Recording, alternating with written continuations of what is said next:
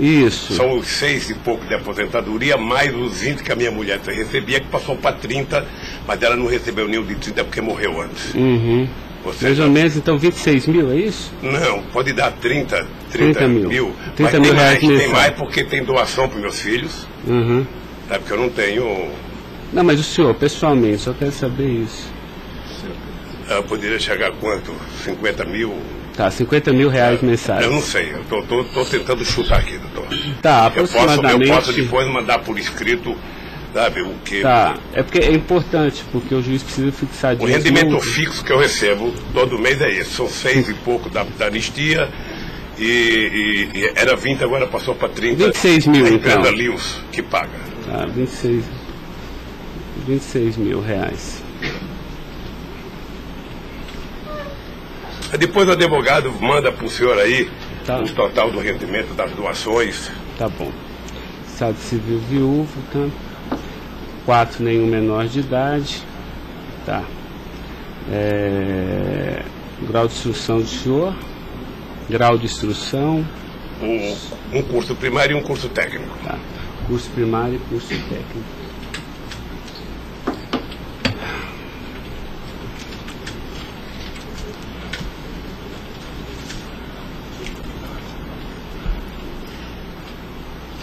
Me dê uma caneta aí, Caio, por favor.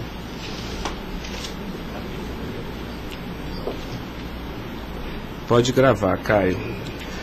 Senhor Luiz Inácio, eu vou pedir então ao senhor para responder agora as perguntas no microfone, porque a partir desse momento a audiência vai ser gravada, tá?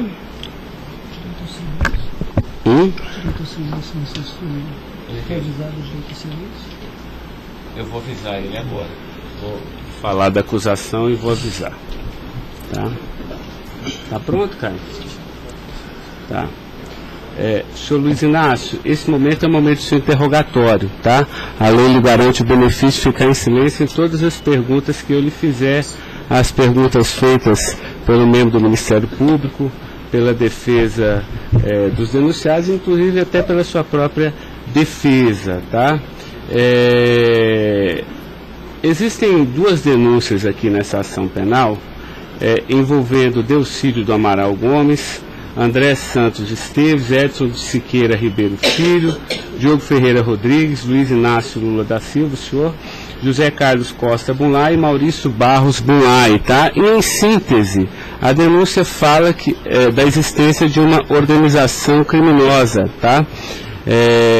Pelo menos do dia 1º de fevereiro de 2015 até 20 de novembro de 2015. E a denúncia narra que todos esses denunciados teriam se esforçado para evitar ou para menos modular e conseguiram retardar a celebração de um acordo de colaboração premiada entre o Ministério Público Federal e Nestor Severo, tá? Depois a denúncia narra que um crime de patrocínio infiel, tá? Cometido pelos denunciados também, e de exploração de prestígio, tá? Bom, o senhor tem conhecimento desses fatos, tá? Né? Eu lhe pergunto, esses fatos que são descritos na denúncia são verdadeiros, falsos? Eu queria que o senhor fizesse uma explanação cronológica do que aconteceu envolvendo a sua pessoa. Bom, os dados são falsos. Eu queria aproveitar a oportunidade, doutor Ricardo, para dizer ao senhor que eu faço política desde os 23 anos de idade. Comecei em 1968 pelo movimento sindical. Depois fizemos as greves mais importantes desse país, depois do regime militar. Depois resolvemos que o sindicato já era muito limitado para a luta democrática desse país, resolvemos criar um partido político. Participei da criação do mais importante partido político de esquerda da América Latina, partido que fez a maior política de inclusão social na história desse país, partido que fez a maior política de combate à corrupção na história desse país. Se nós analisarmos o que aconteceu de 2003 até dezembro de 2014, a gente vai perceber que o Ministério Público, a Polícia Federal, a Controladoria Geral da República nunca tiveram, e a Controladoria nunca tiveram tanto apoio e tantas mudanças legislativas para melhorar a eficácia do combate à corrupção como nós fizemos. E há mais ou menos 3 anos, doutor, eu tenho sido vítima de eu diria quase que de um massacre. Ou seja, eu acho que todos aqui têm dimensão do que é um cidadão que foi presidente da República, que foi considerado o mais importante presidente da história desse país, que saiu com 87% de aprovação de bom e ódio, que fez com que o Brasil fosse respeitado no mundo inteiro e virasse protagonista internacional. De repente é pego de surpresa por manchete de jornais, por notícias na televisão, todo dia, todo santo dia, no café da manhã, no almoço e na janta, alguém insinuando, tal empresário vai prestar uma delação e vai acusar o Lula. Tal deputado vai prestar uma delação e vai acusar o Lula. Agora vão prender fulano, agora vão pegar o Lula. Agora vão pegar fulano e vai prender o Lula. Prenderam o Odebrecht, vai delatar o Lula. Prenderam o Aoeste, vai delatar o Lula. Prenderam o Bunlai, vai delatar o Lula. Prenderam o Delcídio, vai delatar o Lula. Prenderam o Papa, vai delatar o Lula. Eu esperando pacientemente. Por isso eu estou muito, muito orgulhoso e prazeroso de estar aqui para poder, na frente de um juiz imparcial, contar a versão desse fato. Primeiro, me ofende profundamente a insinuação de que o PT é uma organização criminosa. Me ofende profundamente, porque é o mais importante partido criado nesse país, criado pelos trabalhadores, dirigido pelos trabalhadores, e que fez nesse país o que ninguém nunca fez.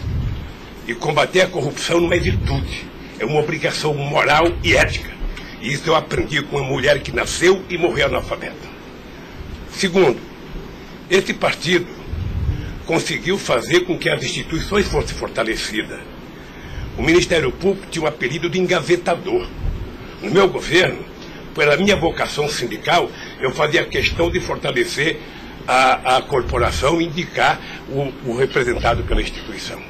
A Polícia Federal, quantos processos eram engavetados, quantas pastas sumiram nesse país. No meu governo, a Polícia Federal tinha que fiscalizar, tinha que investigar, teve dinheiro para investimento em inteligência e os delegados sabem como é que eles foram valorizados. E eu dizia, só tem um jeito de ninguém ser pego nesse país, é ser honesto, é não fazer nada errado. Pois bem, a Controladoria Geral da República não existia. Era uma peça de ficção quando eu cheguei no governo. Eu coloquei primeiro o ministro Valdir Pires, ex-governador da Bahia, depois eu coloquei um juiz, o nosso amigo Jorge Arge, que quem conhece sabe que não brinca em serviço. E ele sabe que a ordem que ele recebeu é o seguinte, olha, tem que controlar e tem que fazer com que as pessoas saibam que honestidade não é mérito, é obrigação. Pois bem, e agora eu estou nessa... Só sabe o que é levantar todo dia, sabe, achando que a imprensa está na porta de casa porque eu vou ser preso? Ah, porque não sei quem delatou Lula vai ser preso, porque não sei quem delatou Lula vai ser preso. E eu tenho dito, eu duvido, antes, durante e depois, os que estão presos e os que vão ser presos, que tenham um empresário ou um político que tenha coragem de dizer que um dia me deu R$10, ou que tenha coragem de dizer que um dia o Lula pediu 5 centavos para ele. E não faço isso porque sou melhor do que os outros, não. Eu faço isso porque quem chegou à presidência da República como eu cheguei, depois de perder 3 eleições, não tinha o direito de errar. Fiquei 8 anos no meu mandato, doutor, 8 anos, sem ir num jantar, sem ir num aniversário, sem ir num casamento, exatamente para não dar pretexto de aparecer aqueles que vão tomar uma champanhe e vêm pedir um favor. E vem tirar fotografia com o celular para depois explorar essa fotografia. Eu fico orgulhoso de estar prestando depoimento e chateado por uma ilação feita nesse processo contra mim pelo senador Delcídio. Portanto, eu queria lhe dizer que eu estou aqui para responder toda e qualquer pergunta. Se tem um brasileiro nesse momento que quer a verdade e deseja a verdade nesse país, sou eu. Portanto, estou à inteira disposição para responder tudo e a todos do jeito que vocês perguntarem. Tá, adentrando então na peça acusatória, senhor Luiz Inácio, A denúncia narra aqui 7 fatos. Diz aqui que no dia 8/4/2015, o senhor reuniu-se com o Delcídio Amaral no Instituto Lula, em São Paulo, e o senhor teria exortado a Delcídio a adoção de medidas para a compra do silêncio de Nestor Severo, de forma a que o Nestor, não celebrasse o acordo de colaboração premiada com o Ministério Público Federal. Vamos por fatos, que eu acho que fica mais fácil, a gente faz o encadeamento temporal aqui da denúncia. Esse fato existiu, Delcídio foi lá, pediu para o senhor, o senhor teria pedido a ele para que ele intervisse e pudesse pelo menos ocultar fatos que pudesse relacionar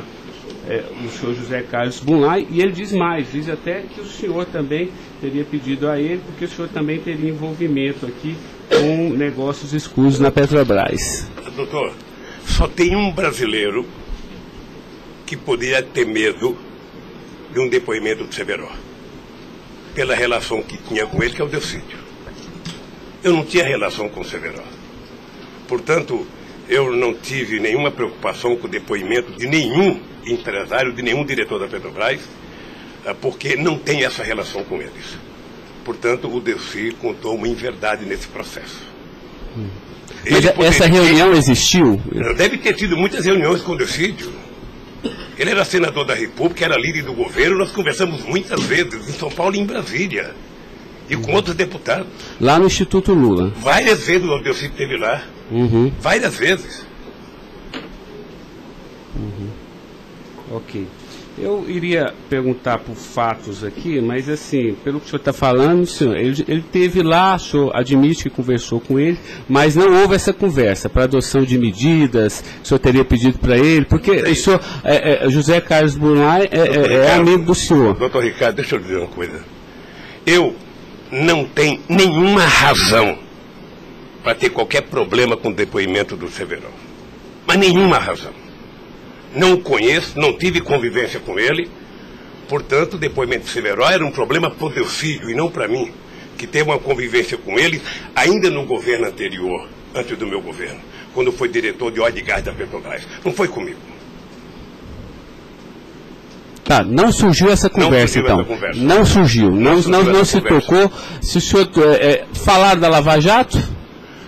Doutor, da Lava Jato, hoje no Brasil, a gente fala no café, no almoço, na janta e ainda depois da novela. Mas não porque só passa isso na televisão. Mas não se tocou no nome do Severo. Não tocou no nome. E muito menos no nome do Bunlai. Sabe, de que foi pedido coisa para o Bunlai. É um absurdo. É um absurdo. Eu não sei o que o Delcídio esperou fazer com isso. Certamente, depois de preso alguns dias, as pessoas começam a encontrar um jeito de sair da cadeia e resolve jogar a culpa em cima dos outros. Como é que o senhor reagiu quando ele foi preso? Eu tive uma reação que eu sei que ele não gostou, quando ele citou que o juiz da primeira corte, do Superior Tribunal, ele tinha conversado com ele. Eu disse, esse cara é um imbecil. Porque mas nem na morte você citaria se você teve ou não uma conversa com a Suprema Corte sobre um processo. Foi essa reação que eu tive e ele me parece que não gostou da minha reação. Eu fiquei sabendo pela boca de alguns advogados que ele ficou muito chateado porque eu disse que ele era um imbecil. Eu não quis ofendê-lo, apenas achei que a atitude foi equivocada. Tá, eu tenho mais alguns questionamentos, mas depois eu faço na medida que os temas forem agitados aqui pelas partes, tá? O Ministério Público tem perguntas, doutor? Bom dia. Acabei não vendo a sua chegada, mas não revelo. Em nenhuma dessas reuniões o Delcídio comentou sobre o receio que ele teria sobre as delações do Severo? Não, ele não comentou, mas era sabido por todo mundo que acompanha todo esse processo da relação histórica do Delcídio com o Severo. Tem até um livro publicado por uma jornalista da revista Veja que mostra claramente a relação do Delcídio com o Severo. Era muito antiga, sabe? No governo passado, no governo anterior ao meu, porque ele chegou, acho que até a ser ministro interino de Minas e Energia. O senhor acredita que a referência ao seu nome tenha sido útil para o Delcídio conseguir a delação premiada? Olha, por tudo que eu vejo todo dia na imprensa, eu acho que tem alguém instigando a falar meu nome. Eu fico sabendo de notícia, não sei se é verdade, nos blogs, nos colunistas, de que todo dia alguém vai para cá depoimento e fala o nome do Lula, cita o nome do Lula, cita o nome do Lula. Eu canso de ouvir isso todo santo dia, sabe? É bem possível que eu vi uma entrevista dele na Globo News que parecia que tinha recebido o prêmio Nobel da delação, a disfarçatez, sabe?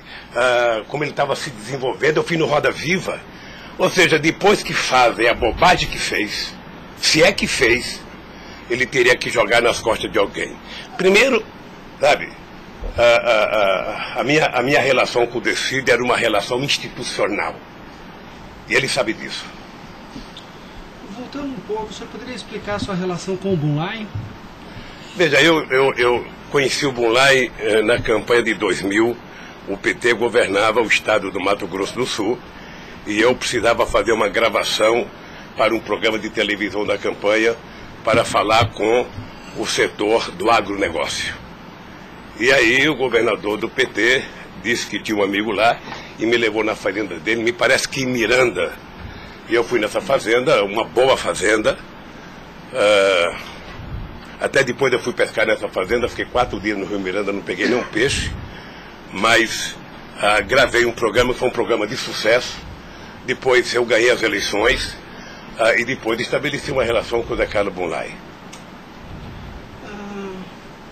Qual o conhecimento ou participação que o senhor teve na questão do empréstimo do Banco Chain ao PT que teria sido feito com a intermediação do Bunlai?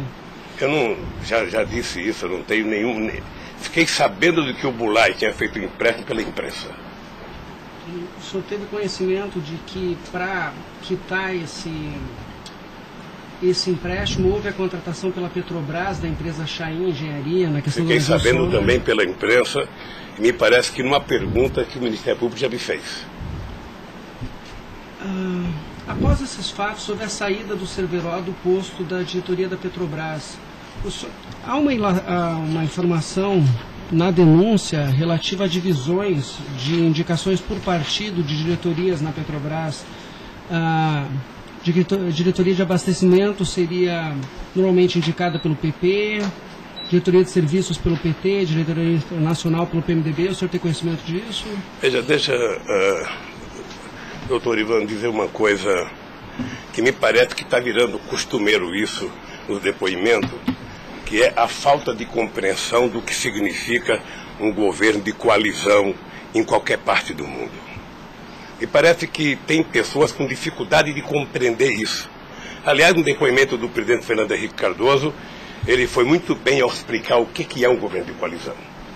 Quando você ganha uma eleição, um regime presidencialista de coalizão, você tem que montar o governo. Você precisa construir uma maioria no Congresso Nacional para você poder montar o governo. E você não monta a maioria com quem você quer.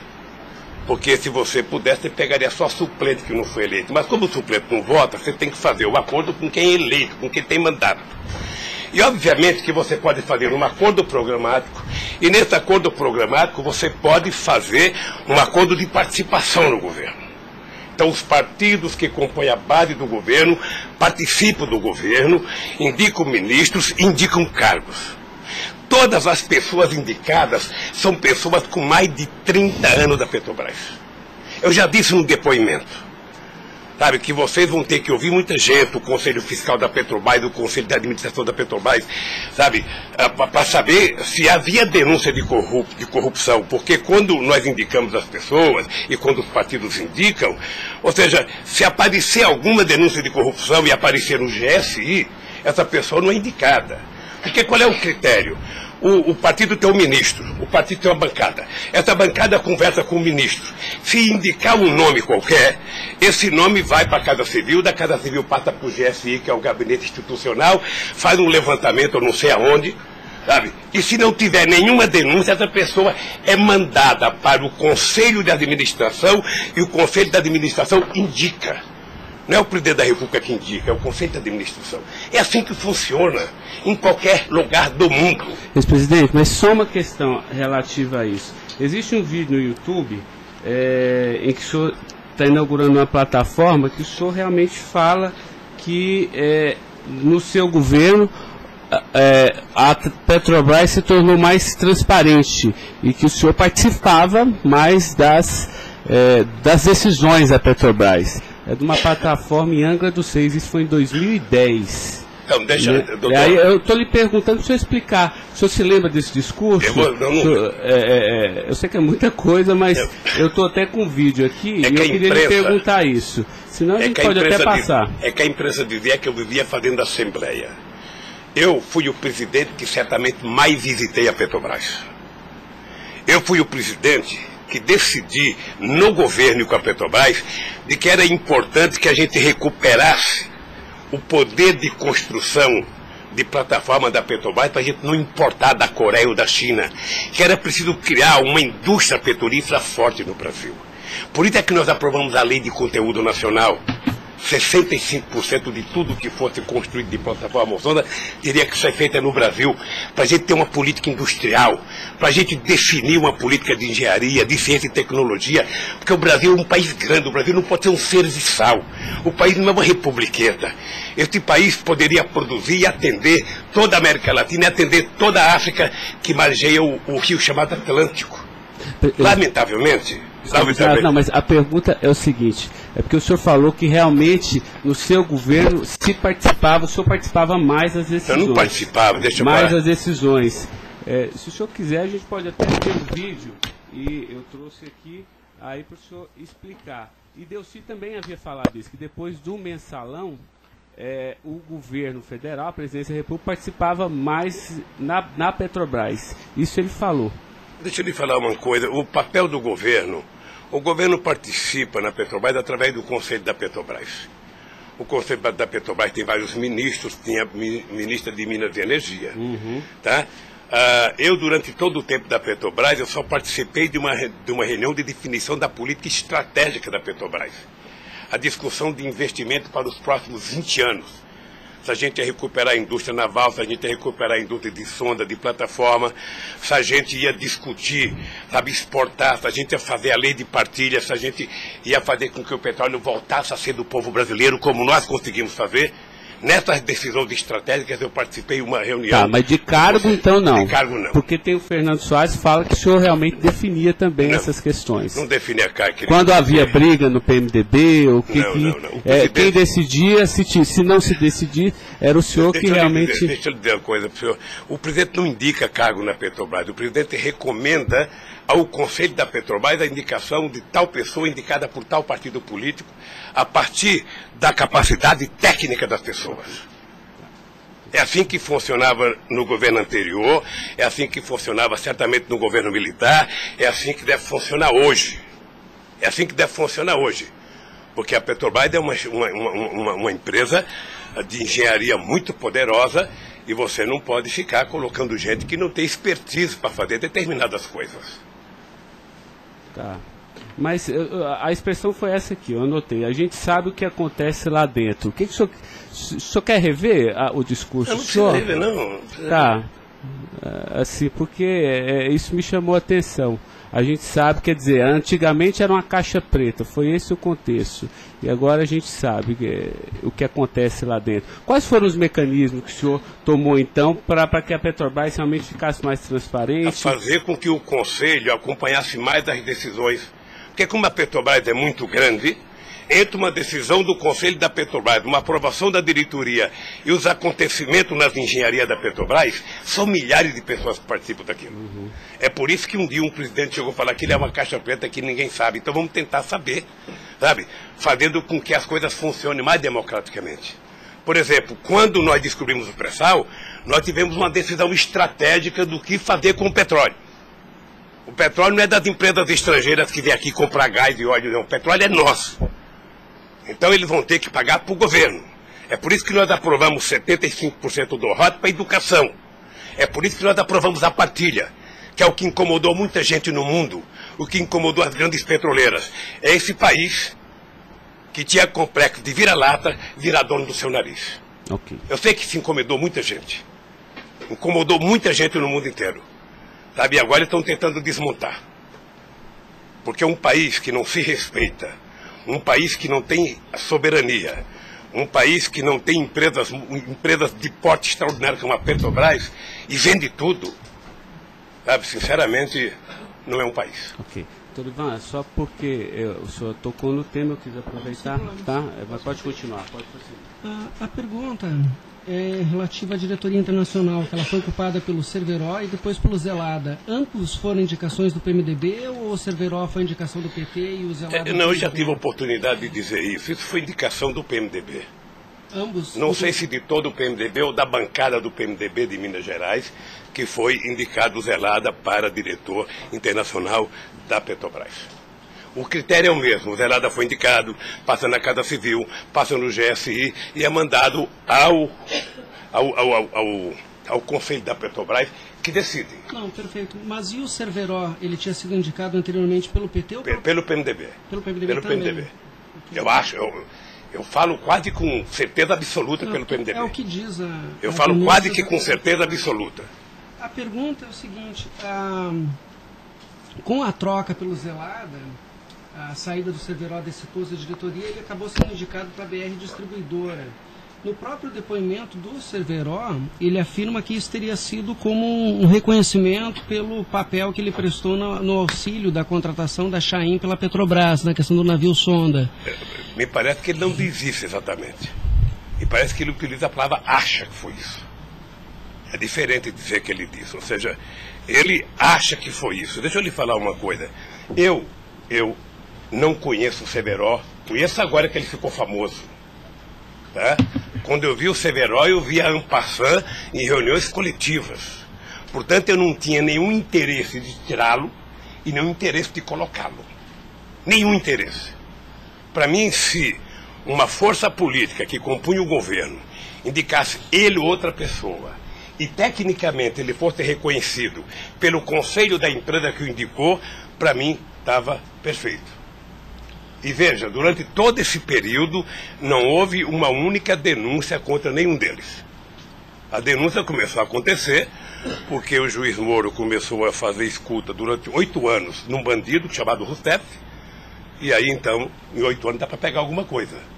Pegou esse negócio. O senhor tem conhecimento de quem teria feito a indicação do nome do Cerveró para a BR Distribuidora? Se foi algum partido? Eu não sei se foi um partido ou se foi através do Zé Eduardo Dutra, que devia ter relação com o Cerveró, porque ele tinha sido presidente da Petrobras. Ele deixou de ser presidente da Petrobras e foi ser presidente da BR. E ele pode ter chamado o Cerveró, ou o mesmo partido que tinha indicado o Cerveró e depois tirou o Cerveró pode ter pedido para ele ir para lá. Eu suponho que seja isso. Ok. O senhor conversava com certa frequência com o Bunlai por telefone, dentro dessa relação de amizade? Não era meu amigo. Conversava com ele. Com que frequência o senhor... Não sei, querido. Sabe, ultimamente o Bunlai andava com doença nos olhos, achando que ia ficar cego, estava passando muito tempo em Miami para se tratar, depois estava se tratando de um câncer. Sabe, eu sei que ele não andava bem nos últimos tempos, com problema de doença. Porque a denúncia cita algumas ligações de um telefone que pertenceria ao Instituto Lula. O senhor utilizava esse telefone do Instituto Lula para conversar com o Bunlai também, ou normalmente só no seu celular? Mas qual é o crime do Bunlai ligar para mim? Não, eu estou tentando esclarecer os fatos, presidente. Ligava, eu conversava com o Bunlai, tinha um profundo respeito pelo Bunlai, um profundo respeito. O Bunlai sabe perfeitamente bem que a relação que ele tinha comigo não permitia que discutisse qualquer negócio, porque eu não levo para casa ninguém para discutir negócio. O negócio eu discutia no palácio. Mas o senhor sabe se ele utilizava o nome do senhor? Porque o Salim Chaim e o Fernando Chaim confirmam que José Carlos Bunlai disse que Luiz Inácio Lula da Silva interveio na contratação da Chaim pela Petrobras. Está descrito na peça do Ministério Público. Doutor, se o senhor soubesse quanta gente usa o meu nome em vão, de vez em quando eu fico pensando para as pessoas lerem a Bíblia, para não usar tanto meu nome, João. Tem gente que faz campanha financeira em meu nome, tem gente que é candidato em meu nome, tem gente que faz panfleto dizendo que eu estou apoiando, tem gente que coloca a fotografia minha dizendo que eu estou apoiando ele, sabe? Não tem como fazer isso. Se alguém falou, sabe? Se alguém falou, somente o Zé Carlos Bunlai pode provar isso, ou o Chaí na frente dele. Eu duvido que o Zé Carlos Bunlai, ou algum outro empresário, ou algum outro, desses que já prestaram depoimento, diga que um dia eu chamei ele para conversar sobre tal coisa, sobre qualquer coisa. Sabe por quê, doutor? Porque eu tinha noção de que o único jeito de eu governar esse país dignamente era não permitir qualquer promiscuidade na minha relação com os agentes empresariais ou os agentes políticos. A afirmação seria que o senhor estaria abençoando o negócio da Chaim pela Petrobras. O senhor não... Nem abençoando, nem amaldiçoando, porque eu não sabia. Sem mais perguntas, excelência. A defesa, então, a sua defesa vai ser a última a perguntar. A sua defesa de Delcídio Amaral.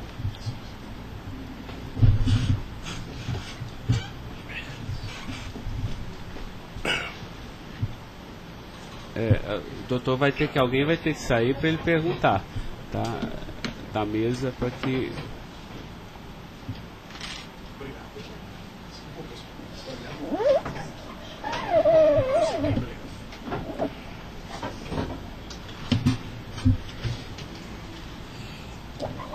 Bom dia. Bom dia. O senhor já mencionou que, de sua parte, não haveria nenhum receio na delação de Nestor Cerveró. A indagação que eu faço é se, da parte de Bunlai, seu amigo, se ele lhe confidenciou algum receio da delação do Cerveró. Nunca. Nunca. Nunca. Ele mencionou se conhecia o Cerveró? Quem, o Bunlai? O Bunlai. Não, nunca falou comigo do Cerveró. Nunca? Nunca falou comigo do Cerveró. Nem tampouco o senhor soube se ele... Quem falava comigo do Cerveró era o Delcídio. Que era amigo do Cerveró. Amigo do filho do Cerveró.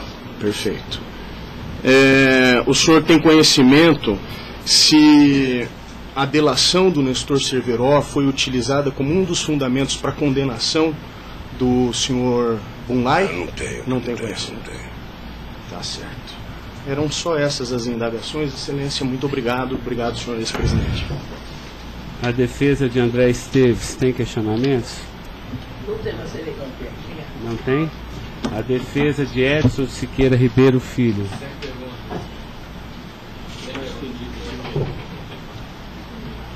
A defesa de Diogo Ferreira Rodrigues. A defesa de José Carlos Bunlai. Tem algumas perguntas. Pode fazer. Bom dia, presidente. Presidente, o senhor disse que a sua relação com o senador Delcídio era institucional. Mas o senhor sabe qual era a relação do senador Delcídio com o José Carlos Bunlai? Eles tinham alguma amizade? Eles tinham alguma proximidade? Veja, a impressão que eu tenho era que era muito pequena a relação dos dois. E parece que o José Carlos Bunlai não tinha muita relação com o Delcídio. E com a sua mulher, dona Marisa, qual era a relação do José Carlos Bunlai? Eles tinham amizade? A mesma que comigo. O aniversário da sua ex-mulher? Quando ela fazia aniversário? Ele ia no aniversário da minha mulher. Mas o dia do aniversário dela? Dia 7 de abril. O senhor sabe se ele fez alguma ligação para ela no aniversário dela? A ligação do dia 7, eu já fiquei sabendo da ligação do dia 7. Bem. É o mínimo que eu esperava dele, é que ele ligasse para ela para dar os parabéns. É só isso, obrigada. Tem alguma pergunta? Tá. A defesa de Maurício Bunlai. Sem questionamentos. A defesa de Luiz Inácio Lula da Silva. Sem perguntas, excelência. Tá, só mais uma questão, senhor Luiz Inácio. A denúncia sempre fala do Instituto Lula. Eu queria que o senhor falasse um pouquinho a finalidade do Instituto Lula. Eu tirei pelo site a missão, me parece que o senhor desenvolve projetos na África também, né, com finalidade de erradicação da extrema pobreza, da fome, acesso à educação, promoção da igualdade, mas também é um local que o senhor também chama as pessoas para discutir política. Delcídio falou que o senhor o convidou para ir lá quando ele era líder do governo. Explique para mim o Instituto Doutor Lula. Ricardo, eu não sei se você sabe, a Receita Federal fez uma devassa no Instituto para saber se ele está cumprindo com a sua obrigação institucional. Veja, eu quando deixei a presidência da República, eu falo isso apenas com o objetivo de explicar. Muita gente pode achar que eu sou arrogante, eu sou petulante. O doutor Ivan, no primeiro depoimento, eu disse isso para ele. Mas ou seja, é crime, viu? quando eu deixei a presidência da República, por conta do povo brasileiro, eu tinha sido presidente, quase que o presidente mais importante do mundo nos 10 primeiros anos do século XXI. Este país virou protagonista internacional. Este país passou a participar do G8, coisa que nunca participava. Este país ajudou a construir o G20. Este país participava do BRICS com muita importância. Este país participava do IBAS entre Brasil, África do Sul e Índia. Esse Brasil criou a Unasul, criou a CELAC, onde pela primeira vez a gente fazia uma reunião da América Latina sem participação dos Estados americanos. Esse país não deixou a ALCA entrar aqui. Esse país consultou o Conselho Nacional de Defesa para se contrapor à 4ª Frota Americana, depois que nós conseguimos o pré-sal, que eles reinauguraram a 4ª Frota. Nós criamos o Conselho de Defesa. Então, nós fizemos a maior política de inclusão social da história desse país. 36 milhões de pessoas saíram da extrema pobreza e 40 milhões ascenderam à classe média. Isso é uma Argentina, isso é uma Colômbia. A bancarização do povo pobre foi com 70 milhões de pessoas entraram no sistema financeiro. É uma Colômbia e uma Argentina junto. Tudo isso em 12 anos. Olha, eu saí da presidência e eu queria fazer com que a América Latina e a África adotassem as políticas públicas que nós adotamos no Brasil. O programa Luz para Todos. O programa PA, que era a compra de alimento para o pequeno produtor. O Minha Casa Minha Vida. O Bolsa Família. O aumento do salário mínimo. Durante 12 anos, todos os funcionários públicos tiveram aumento nesse país. Houve reajuste de carreira, houve aumento do salário mínimo. Aumentamos as exportações, aumentamos o mercado interno, numa demonstração de que o pobre não era problema. O pobre era a solução. Eu gostava de ir para a África para dizer para os presidentes. Uma vez até fiquei com medo de Angola. Porque eu, depois da minha palestra, eu me dei conta da quantidade de general que tinha lá dentro. E eu falei o seguinte, é preciso diminuir o dinheiro das Forças Armadas e colocar dinheiro para os pobres. Porque o pobre não entra no orçamento. O Poder Judiciário entra, quer ter poder de pressão. Os sindicatos organizados entram. Sabe? Todo mundo entra, o pobre não entra. O pobre está lá, desgraçado, abandonado, ninguém olha por ele. Agora, coloque ele no orçamento. Deixa ele começar a ir no shopping. Deixa ele começar a comprar carne, comprar iogurte, comprar meia, comprar sapato. Nesse país ficava incomodado porque pobre comprava dentadura com o dinheiro que a gente dava do Bolsa Família. E eu queria ensinar isso, eu queria ensinar as pessoas a compreenderem que o pobre no Brasil e no mundo seria a solução se a gente desse a ele o mínimo necessário. Foi por isso que eu não quis criar uma ONG. Criei um instituto para poder viajar o mundo tentando mostrar o exemplo do que esse país fez em tão pouco tempo. Mas o que Delcídio, porque ele disse aqui que algumas vezes o senhor chamou ele lá. Em que ele se encaixa aí? É que eu não sabia, doutor. Porque sabia, assim, realmente, eu entendi, a política está de acordo com o estatuto aqui do Instituto Lula, mas, assim, por que o senhor chamou ele lá? Ele falou assim, muitas vezes o presidente Lula, e de vez em quando eu ia com cortesia também. Deixa eu lhe falar, ele foi muitas vezes conversar comigo, ele era líder do governo. Como outros senadores foram conversar comigo. Cada vez que o Delcídio ia no hospital sírio-libanês fazer um check-up ou uma consulta, ele falava, presidente, eu estou aqui no Sírio, eu posso passar aí? Passo, meu filho. Mas o senhor não tratava dessas questões do Instituto? Discutia desde Flamengo, a Vasco da Gama, Corinthians, Palmeiras, porque quando duas pessoas se encontram, conversa-se tudo. Mas não era política institucional do Instituto, isso que eu estou perguntando. Não era política institucional do Instituto, é que eu talvez tenha cometido o erro, sabe, que eu deveria ter alugado uma sede do lado. E quando eu discuti esse instituto, ficava numa cadeira, quando eu discutia outra coisa, mudava para outra cadeira. Eu achei desnecessário. Eu achei que a civilização não exigiria essa burocracia toda, porque isso é uma coisa de burocracia. Eu sou o mesmo ser humano, eu sou presidente de honra do PT, eu sou ex-presidente da República, eu era presidente de honra do Instituto. Eu não decidi as coisas pelo Instituto. O Instituto tem uma diretoria. Eu apenas estava lá, eu era a figurinha carimbada do Instituto. Era para ele fazer merchandising. Aqui o Lula. Vai conversar com o Bill Clinton, fala com o Lula. Vai conversar com o Tony Blair, fala com o Lula. Vai conversar com o Chirac, fala com o Lula. Vai conversar com o Angela Merkel, fala com o Lula. Sabe, eu tive o prazer, doutor Cláudio, de ser o ex-presidente da República, que em todas as viagens do mundo que eu fiz, depois de deixar a presidência, era recebido pelos presidentes. Esse era o status quo do Brasil.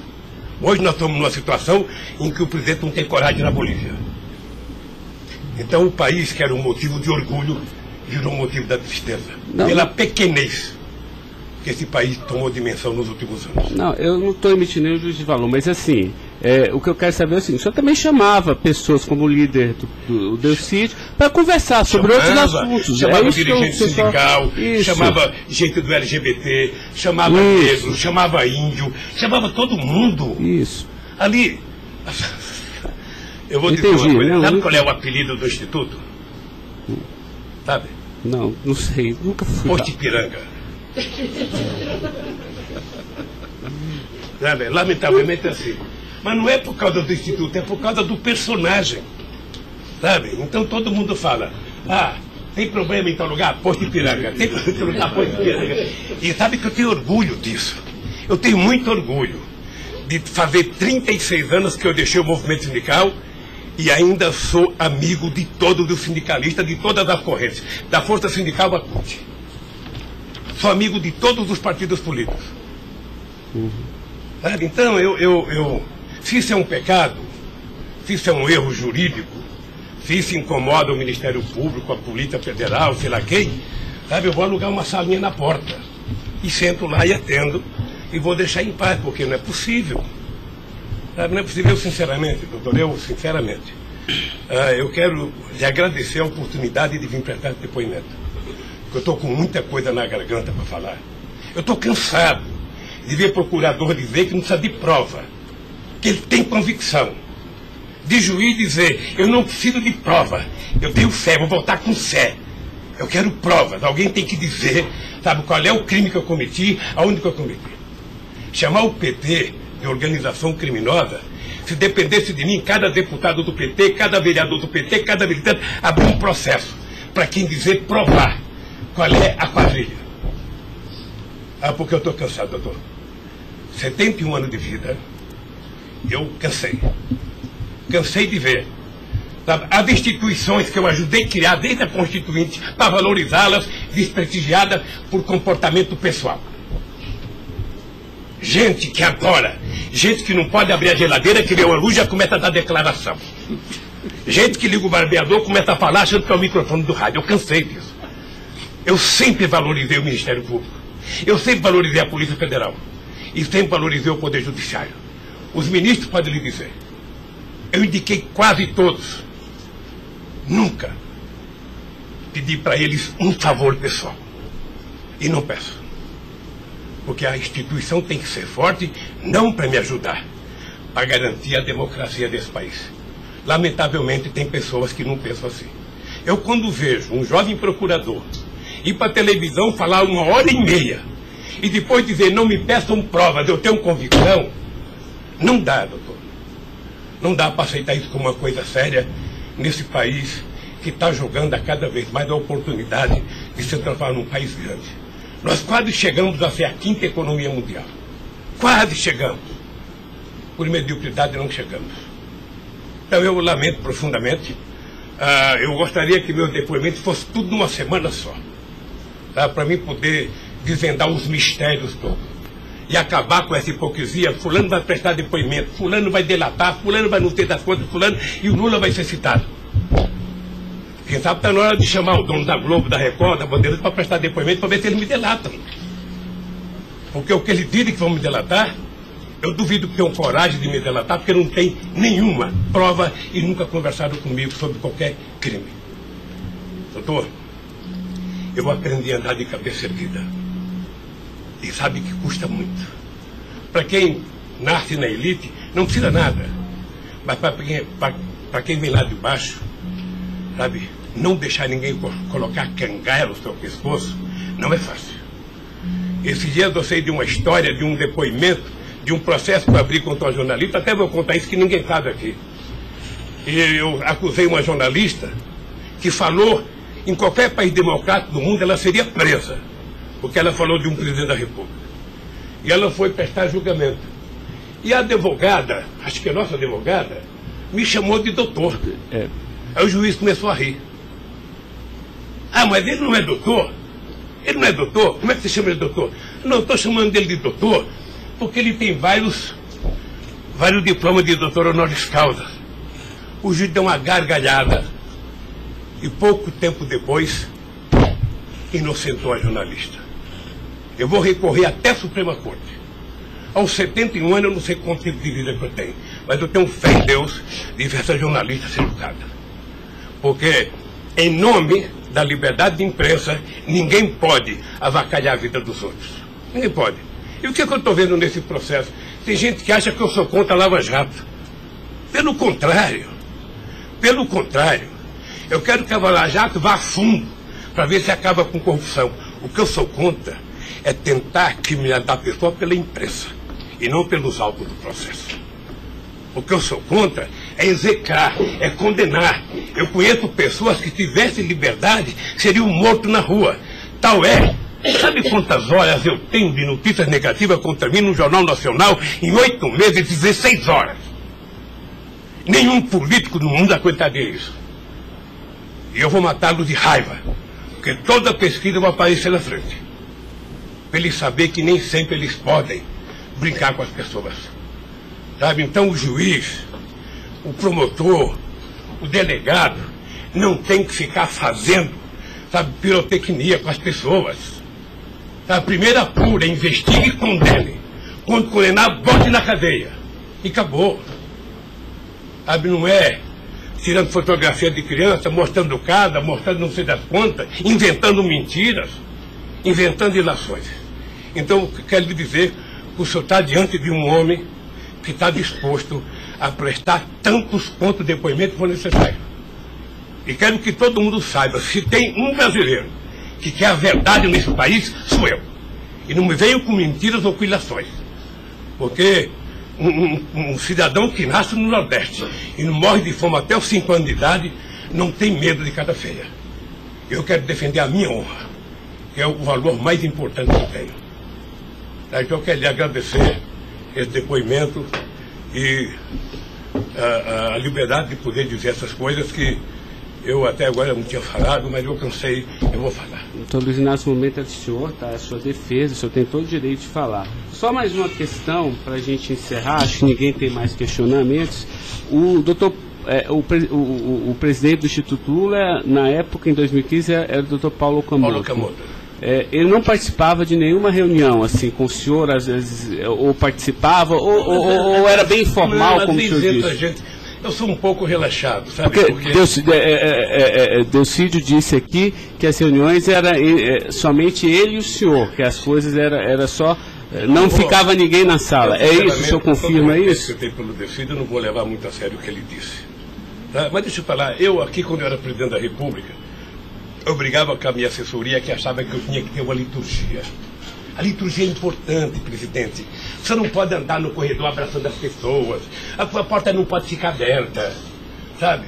Então, no Instituto, sabe, tem hora que a conversa é pessoal, tem hora que entra 10 pessoas, 5 pessoas, 6 pessoas, 4 pessoas. Mas de total transparência, é isso que o senhor quer falar? Quando uma conversa sigilosa, eu faço uma conversa sigilosa, sabe? Ok. Tá bom. Agradeço a presença do senhor para esclarecer os fatos, tá? Ninguém tem mais questionamentos, então está encerrado a audiência. Na fase do